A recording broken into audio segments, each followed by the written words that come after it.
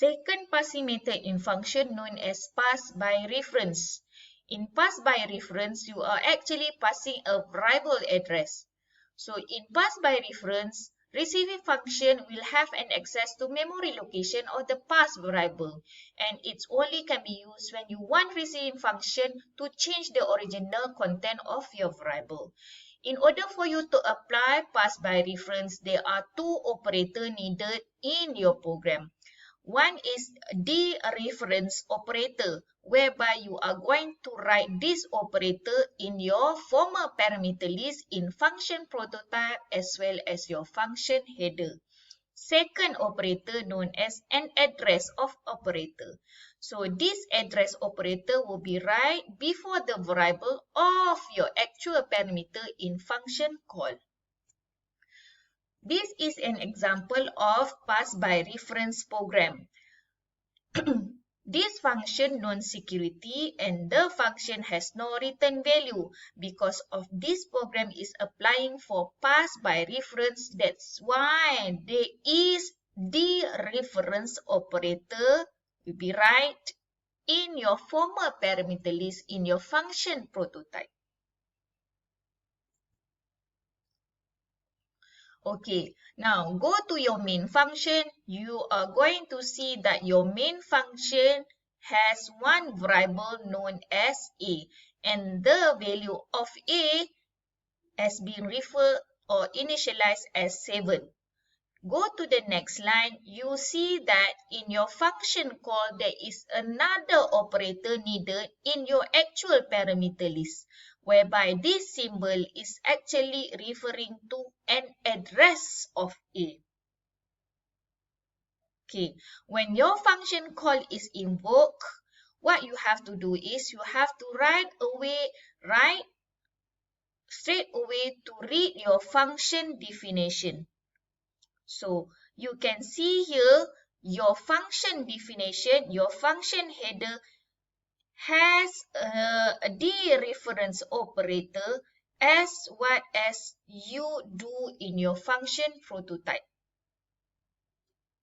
Okay, so in your function body, as long as you are using the same variable which is x, you have to include with the dereference operator.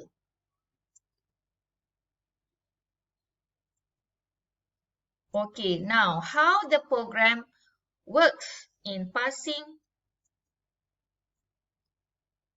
by reference. So as you know that A has been initialized as 7. So A is having the value as 7. So since that your function call is passing an address, okay, passing an address to an x. So when your function header, when your function definition invoke, okay, so actually x is pointing an address of A. Okay, so what your function definition do is your function definition is actually changing or modifying the original content of your variable of A. So now instead of 7 here plus 3, so the value of x is become 10. But because of you are actually using pass by reference, x is actually pointing an address of A, whereby x is actually changing the original content of A. Instead of 7, then it's become 10. So the program is actually will display 10 instead of 7. Okay, next we go for another example. So if you can see here, the name of your function, test, and the dereference operator is for A. Okay, go for the main function. You have seen that x, there is a local variable known as x, where the value of x is 50. Go to the next line, you are going to see that this is a function call, where your function call is going to pass an address of x to an A.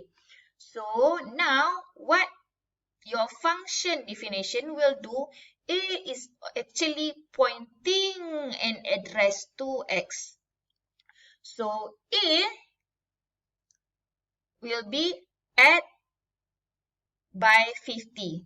So now what A is going to do is A is going to modify the original content of X where 50 plus 50 will become 100. So the current value of X now is become 100.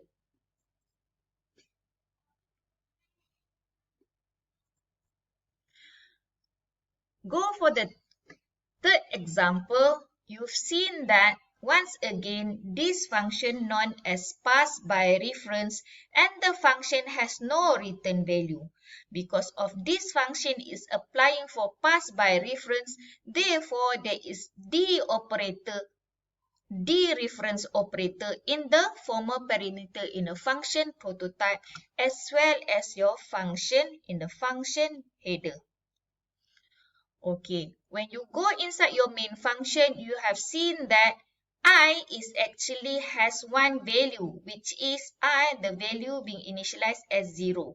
So first of all, in your main function, you are going to read this syntax, which means that you are going to print the first value of I. So the value of I before call is supposed to be you have to read from the local variable declaration. So before call, the value of I is become 0. So now go to the next line. You have seen that this is a function call where the function call is passing an address of I.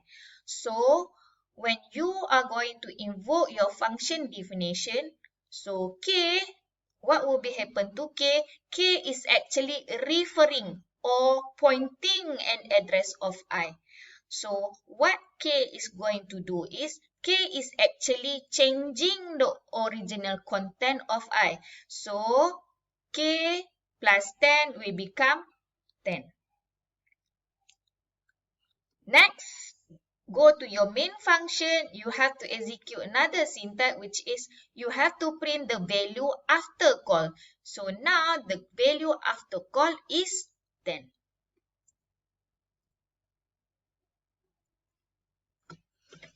Okay, this is the fourth example of PassByReference. Okay, so once again, you know that this function has no return value and the name of the function is changeMe, and you know that this function is applying for PassByReference since you see this symbol dereference operator appear in the former parameter list as well as your function header. Okay, now we go for main function. You have seen that your main function has one local variable being declared as num and the value is 12. So next line, you have to print the statement, which is in main function, number is 12. Now go to the next line. You've seen that this is a function call where the function call is actually passing an address num. So in your function definition, your function header, there is another local variables that you declare as my value, where my value is actually pointing an address to num. So now the value of my value is 0. Okay, so you are actually changing the original value. Instead of 12, it becomes 0. Go to the next line. You find out in changeMe, you have to print the statement. In changeMe, the value is 0. Go back to your main function. When you print the statement back in main again, number now is instead of 12 is become 0.